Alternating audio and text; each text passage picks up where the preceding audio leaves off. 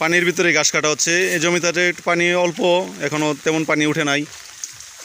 ওই পাশের জমিগুলোতে কিন্তু অনেক বেশি পানি উঠে গেছে। ওই যে ওই পাশেও ঘাসের জমি আছে, ওদিকটাও আছে। তো এটা একটু টানি জায়গা ছিল, তারপরেও দেখেন এখানে কি পরিমাণ পানি। এখানে এই পানিটাও তাও 4 থেকে 5 মাস আপনার এই ধরনের থাকবে। আসসালামু আলাইকুম দর্শক, আমি চলে আসলাম আমার ঘাসের জমিতে। এখানে জার্মান হোয়াইট হাইব্রিড ঘাস চাষ করা হয়েছে। দর্শক দেখতেই পারতেছেন, জমিতে কিন্তু প্রচুর পরিমাণ পানি এসে পড়ছে। পানির ভিতরে ঘাস কাটা হচ্ছে। তো এই দেখেন এই পানির জমিতে আমরা কিভাবে ঘাস কাটতেছি। এখানে এই যে পানির উপরে অল্প একটু রেখে তারপরে কাটতেছি, এটা আবার পুনরায় হয়ে যাবে। তো দর্শক দেখেন কি পরিমাণ ফলন হয়েছে। আসলেও জার্মান হোয়াইট হাইব্রিড ঘাসটা ব্যাপক পরিমাণ ফলন হয়। এটা দর্শক এই যে আপনারা যদি একটু খেয়াল করে দেখেন যে এটা কত মোটা এবং কত সফট, কত রসালো, দেখতেই পারতেছেন দর্শক। এটা কিন্তু অনেক সফট একটি ঘাস, আর এটা কিন্তু অনেক মোটা হয়। আসলে দেশাল জার্মান যারা চাষ করেন তারা অনেকেই কমেন্ট করে থাকেন যে জার্মান ঘাস ভালো হয় না। সেই ভাইদের উদ্দেশ্যে বলতেছি যে আপনারা কি অরিজিনাল জার্মান হোয়াইট হাইব্রিড ঘাস চাষ করছেন না দেশাল জার্মান চাষ করছেন? দেশাল জার্মান চাষ করলে আপনারা এই ধরনের ফলন পাবেন না। অরিজিনাল জার্মান হোয়াইট হাইব্রিড ঘাস চাষ করলে এই ধরনের ফলন পাবেন।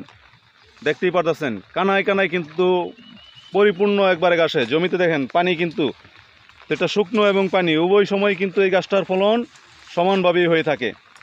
দেখতেই পারতেছেন দর্শক, এই দেখেন এক একটা ঘাস কত মোটা, দেখেন এক একটা ঘাস কত মোটা আর কত সতেজ আর কত ঘনত্ব হয়ে এই গাছটা হয়েছে।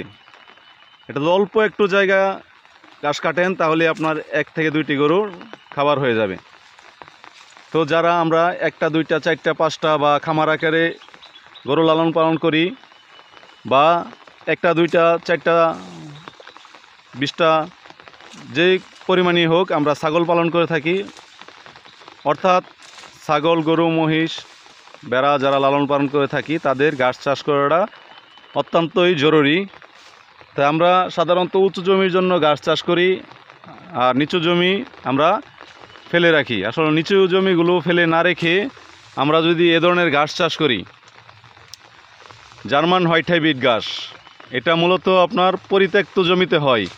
আমরা পরিত্যক্ত জমিগুলো যদি কাজে লাগাইতে পারি তাহলে আমরা এখান থেকে যে ঘাসটা পাবো সেটা আমাদের খামারের জন্যই সম্পূর্ণটুকুই লাভজনক।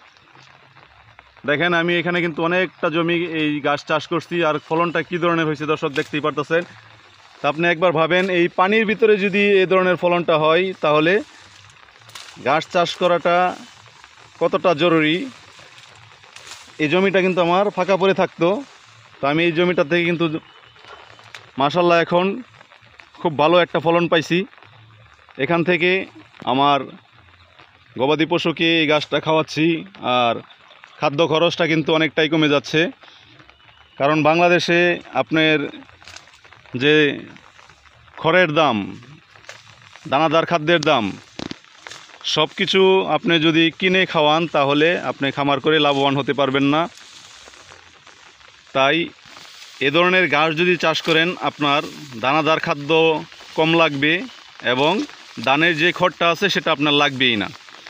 তাহলে দেখেন যেখানে ধানের খড়টা বাংলাদেশে সাধারণত 12 থেকে 14 টাকা, 15 টাকা, 20 টাকা কেজি পর্যন্ত হয়ে যায়। তো 1 কেজি ধানের খড় যদি আপনি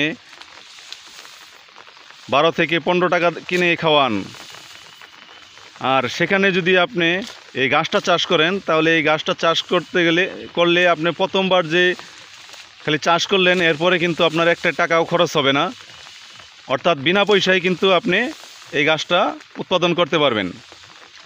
আর এই ঘাসটা যদি আপনার থাকে তাহলে আপনার ধানের খড় লাগবে না, সামান্য কিছু দানাদার দিয়েই আপনি কিন্তু আপনার খামারটা পরিচালনা করতে পারবেন। তো যাদের এই ঘাসের কাটিং লাগবে তারা আমার সাথে যোগাযোগ করবেন, স্ক্রিনে আমার নাম্বার দেওয়া থাকবে। স্বল্প মূল্যে এই ঘাসের কাটিং আমি কুরিয়ান সার্ভিসের মাধ্যমে সারা বাংলাদেশে পৌঁছে দিয়ে থাকি। সকলেই ভালো থাকবেন, সুস্থ থাকবেন। আল্লাহ হাফেজ।